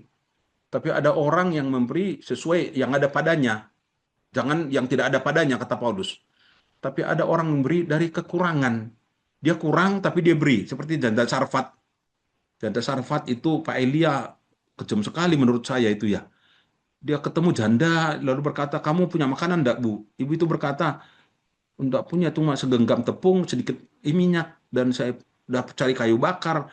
Saya akan pulang bikin makanan untuk saya dan anak saya, sesudah itu mati. Lalu si Elia berkata, kamu pulang bikin untuk saya 3/4-nya. Nah, setelah itu bawa ke sini. Nah, itu ibu itu nurut aja itu. Kemudian sesudah itu Elia berkata, nah sekarang ibu pulang, yang 1/4 itu, 1/4 genggam itu, pulang bikin untuk anakmu. Jadi pulang dia lakukan. Dia nggak tanya bagaimana itu Pak, bagaimana Pak, bagaimana Pak, dia nggak. Tapi dia lakukan, nggak tanya sana sini, dia kerjakan. Padahal mungkin dia nggak tahu juga Elia itu nabi. Tapi disuruh dia lakukan. Dan apa yang terjadi kita tahu ceritanya bahwa tepung nggak habis, minyak nggak habis sampai musim panen. Karena itu waktu itu musim kemarau dan Tuhan pelihara. Nah hal-hal seperti ini ya itu tergantung memang penghayatan kita terhadap firman gitu ya, tergantung pertumbuhan iman kita. Nggak semua orang diharuskan begitu juga, tetapi ada orang yang berani seperti janda Sarfat itu ya bisalah dikerjakan. Itu ya Bu Uli ya. Oke. Ya, saya lanjutkan. Ada pertanyaan dari Bu Tut Puri ini, Mbak Sari ya. Oke, di gereja kami ada seorang muda yatim piatu, tapi punya keluarga cukup berada. Wah, namun dia kurang dapat perhatian dari keluarga dan saudaranya. Apakah kami harus memberi makan setiap hari sebab dia tidak bekerja? Maaf, mentalnya mungkin kurang deh 100%, ya ada sedikit kelemahan di situ, tapi dia masih muda, laki-laki. Ya, ini case nih Pak, kira-kira Ini bagaimana Pak case ya. Jarus nih? Konsepnya Paulus berkata yang tidak bekerja jangan makan gitu kan, itu yang umum. Tapi kalau konteksnya ini tadi kurang apa mungkin IQ-nya agak berkurang, kemampuannya gitu. Ya, itu tergantung kebijakan majelis lah ya, Pak Gembala dan majelis bisa mempertimbangkan itu. Apakah mau tiap hari ataukah mau disalurkan ke yayasan. Kalau gereja tidak mampu kan bisa kerjasama dengan yayasan sosial juga bisa ya. Kita ada rujukan sebab yayasan sosial negara kita juga kan menolong orang-orang seperti itu.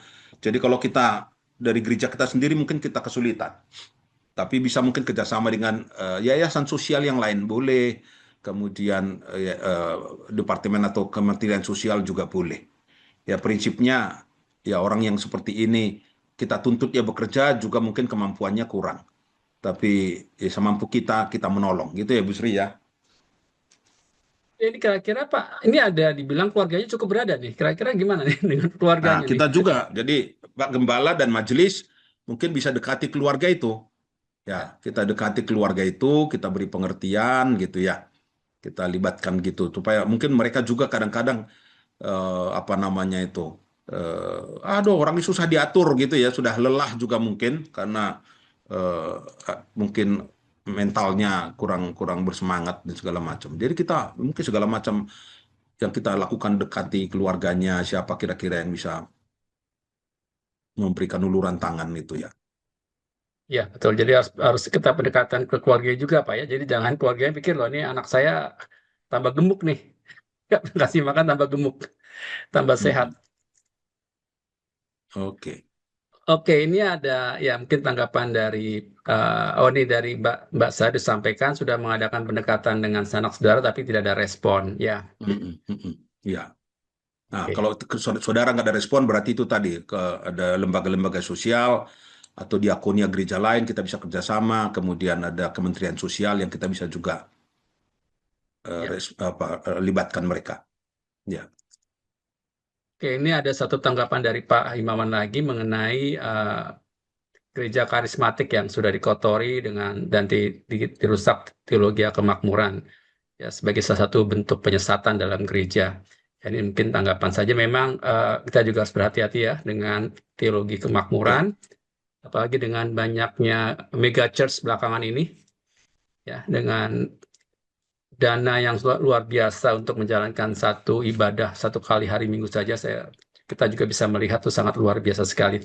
Ya, artinya kembali setuju dengan pandangan dari Pak Jairus juga Pak Himawan. Jadi tentang hati ya, sikap hati sebagai respon kemurahan dan kasih karunia Tuhan, bukan lagi jumlahnya. Oke, mungkin saya respon sedikit juga Pak Silakan. Himawan itu. Em, Kalau kita mau mengikuti perjanjian baru persis, bahkan nggak cuma 10%, tapi seluruhnya.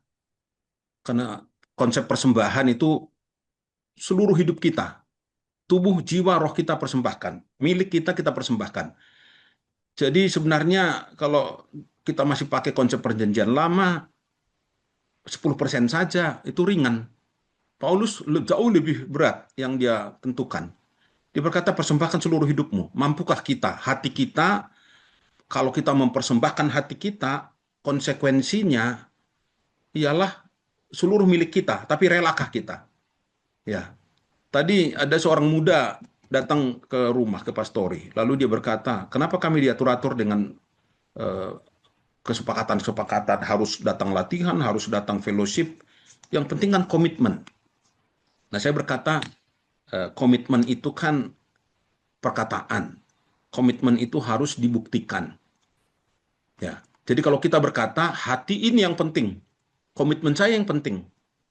Ya. Lalu saya kutip lagu tadi, lagu lama sekolah minggu. Rukun cinta satu sama lain itulah maunya Tuhan. Rendah hati dan ramah tamah itulah maunya Tuhan.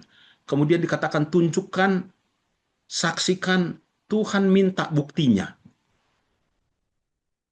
Itu dalam sekali lagu anak sekolah minggu, tetapi itu dalam sekali tunjukkan bahwa kami itu memang rukun satu sama lain. Ya toh, rendah hatilah satu sama lain. Nah, kalau kita berkata aku cinta Tuhan, lalu Tuhan berkata, "Oke, aku titipkan." Lalu kita berkata, "Oh, enggak bisa. Saya meragukan kalau kita bisa cinta Tuhan. Kalau kita bilang cinta Tuhan, saya komitmen kepada Tuhan, Tuhan minta seluruh hidup kita." Saya setuju 30 kali lipat, 60 kali lipat, bukan iming-iming. Ya, bukan transaksional memang dengan Tuhan.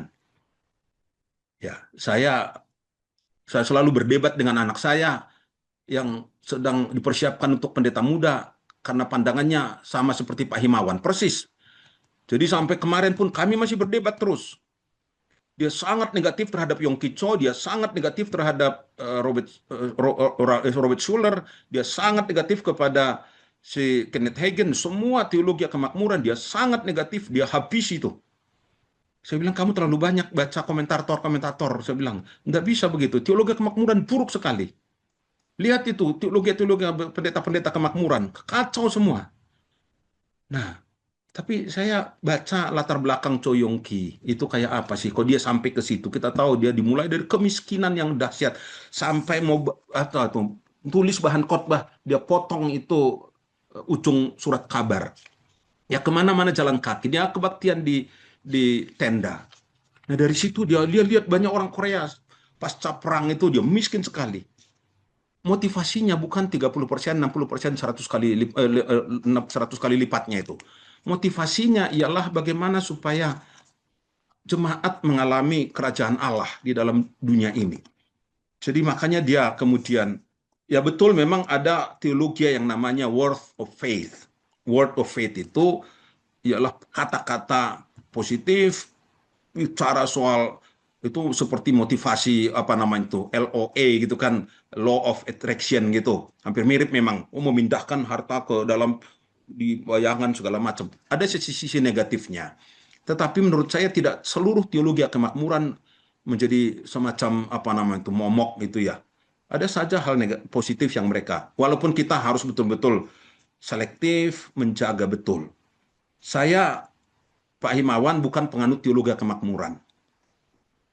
Tapi kalau Allah memberkati umatnya dari apa yang dipercaya Tuhan, dari apa yang diyakini dia menabur, dia akan menuai.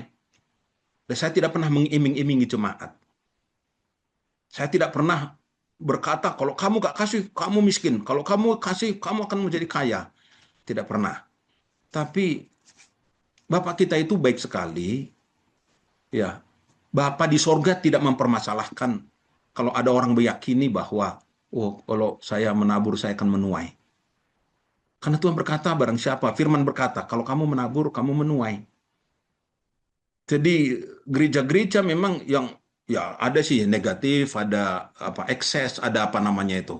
Orang-orang tertentu mungkin yang karena tidak ada yang mengontrol, tapi ya jadi kebablasan. Nah, saya pribadi bersyukur karena saya ada di Gereja Isa Al-Masih. Yakinlah Pak Himawan, pendeta Isa Al-Masih tidak ada yang kaya raya. Menurut saya tidak ada yang kaya raya di Isa Al-Masih. Karena kami ini digaji oleh majelis. Jadi kalaupun ada pendeta Isa Al-Masih yang mengajarkan, menabur, menuai, dia bukan karena ingin jadi kaya. Ya, rata-rata pendeta Isa Al-Masih ya hidup cukup. Karena saya sekum tadi Pak Hari sudah singgung, saya sekum 5 periode, 17 tahun. Saya selalu berinteraksi sama pendeta-pendeta GIA. Jadi saya dapat tahu bagaimana pendeta GIA menghayati tentang teologi kemakmuran. Ya, jangan terlalu anti, tapi juga jangan larut di situ. Ada hal-hal positifnya, tapi ada negatifnya yang harus kita tangkal memang. Gitu Pak, terima kasih. Oke, baik. Terima kasih Pak Jairus, juga terima kasih buat Bapak Ibu Saudara yang sudah memajukan pertanyaan dan sudah mengikuti sesi ini sampai terakhir. Sebelum kita akhiri, mungkin nanti saya akan minta Ibu Evangelis Sari ada untuk doa penutup. Tapi sebelumnya mungkin dari Pak Jairus ada closing statement, Pak. Silakan. Baik Pak Hari, iya terima kasih Bapak-Bapak, Ibu-Ibu yang sudah memberikan respon berupa pertanyaan, berupa diskusi, dan saya berdoa bahwa rencana Tuhan di bidang keuangan itu boleh terjadi di dalam hidup kita.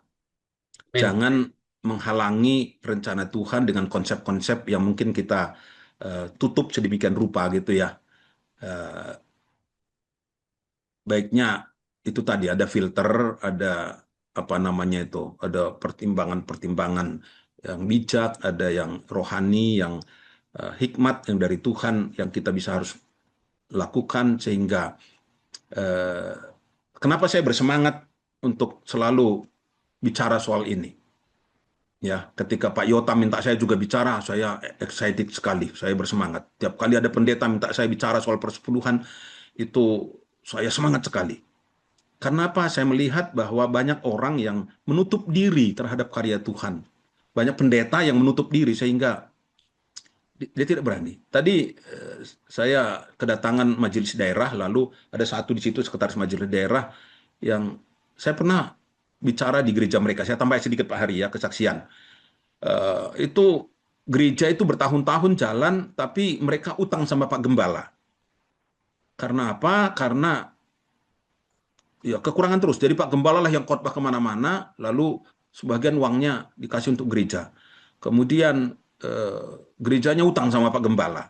Sampai belakangan saya dengar diputihkan. Jadi utangnya waktu pinjaman pendeta ke gereja, ke majelis, itu diputihkan. Nah, lalu dia mengeluh, datang ke kantor sinode, datang ke pastori di Klaten. Dia berkata, Pak, bagaimana ini, bagaimana? Saya bilang, salahmu. Salahku apa? Kamu nggak mengajar mereka soal memberi. Kalau kamu tidak mengajar mereka soal memberi, itu kamu tutup pintu berkat untuk mereka. Gara-gara kamu tidak berani khotbah soal memberi, maka mereka miskin. Wah, Bapak itu loh aneh-aneh. Loh ya memang. Nah, terus bagaimana? Ya kamu khotbah. Nggak berani, saya nggak tega. Saya kan apa sekali nih. eh, saya sungkan. Kalau begitu Bapak saja yang khotbah. Oke, saya pergi khotbah ke sana. Lalu setelah 2 tahun, ibu majelisnya, kemarin saya ketemu di Magelang, dia senyum-senyum. Dia pukul bahu saya. Karena senangnya masih bisa menikmati berkat Tuhan. Dia berkata, Pak Yairus, saya terima kasih khotbah Bapak 2 tahun lalu. Kenapa? Karena sejak Bapak khotbah itu kami tidak pernah hutang lagi sama Pak Gembala. Kami sudah bisa memberi berkat kasih untuk dia. Bahkan ada satu pendeta lagi, itu yang tadi datang siang ke tempat saya, menjadi sekretaris daerah kami sekarang. Dia pun bisa kami cukupi kebutuhannya. Padahal dulu bertahun-tahun mereka tidak mampu memberi kepada Pak Pendeta. Sejak saya khotbah itu, mereka diberkati Tuhan. Sampai hari ini. Apakah kalian kekurangan? Saya berkata, sudah nggak pernah lagi Pak. Mereka bisa bangun gereja, tidak minta kemana-mana. Ya, tidak minta kemana-mana. Mereka hanya menjalankan firman Tuhan. Demikian Pak Ari. Terima kasih. Mohon maaf kalau ada hal-hal yang tidak berkenan. Ya, Tapi hati saya ialah supaya gereja-gereja kita, anggota jemaat kita, kita sendiri boleh ya. menikmati berkat Tuhan. Terima Pak kasih. Jairus, sorry, ada satu pertanyaan yang saya agak miss. Maklum kolom chatnya kecil. Ya, Izin Pak ya, satu pertanyaan aja. Ini supaya nggak ada utang ini. Ada dari ya, Bu ya. Esther. Bertanya, persepuluhan itu apakah harus pas 10%? Karena temannya Bu Esther pernah berkata dia memberi lebih dari 10%. Dan menjadi kebanggaan buat dia. Nah, apakah Hmm. ketika memberi 10, lebih dari 10%, berkatnya juga lebih Pak? Dari dari membeli 10%. Ya, silakan Pak. Pertanyaan terakhir. Iya, jadi 10% itu kan standar minimal ya. Kalau ada kayak saya dengar Colgate, Colgate itu dulu dia beri 90%. Ya, 90% Ya, ya, Colgate. Ah, Colgate ya 90%. Jadi kalau teman ibu itu memberi, wah itu bagus sekali. Kami sendiri, saya dan Ibu Yairus almarhum itu kadang-kadang kalau bisa memberi lebih dari 10%, bahagianya lah hati ini. Ya, jadi kadang-kadang gua Bu Yairus berkata, puji Tuhan, bulan ini saya kasih 20%. Karena apa? Ternyata berkat Tuhan mengalir. Jadi saya kasih 20%. Kalau dikasih 20%, dia bahagianya itu luar biasa itu. Jadi itu ya minimal. Tapi terutama tadi aslinya harusnya 100% Bu Esther. Karena Alkitab berkata itu kan beri seluruh hidupmu. Ya, seluruh hidup kita harusnya ya 100% itu. Kalau kita mau taat betul sama Tuhan, mencintai Tuhan 100%. Tapi kan Tuhan ya nggak begitu. Tuhan tahu kebutuhan kita, Tuhan tahu hati kita, mengasihi keluarga, ada program-program kita masih bolehlah berikan apa namanya itu bedak untuk ibu-ibu gitu ya. Masih bolehlah memberikan jajan untuk anak-anak kita itu. Jadi dengan 10% aja itu sudah menunjukkan cinta kita kepada Tuhan luar biasa. Tapi kalau ada yang kayak Colgate itu sampai 90%, apa teman ibu sampai 20%, wah itu sangat puji Tuhan itu. Itu Pak, terima kasih. yang penting motivasi memberinya ya Pak Ya, Jairus ya. motivasinya itu, Bukan betul. pengen dapat lebih besar lagi itu ya, tapi Ya, ya, sebagai kecintaan pada Tuhan. betul, betul. Oke, baik.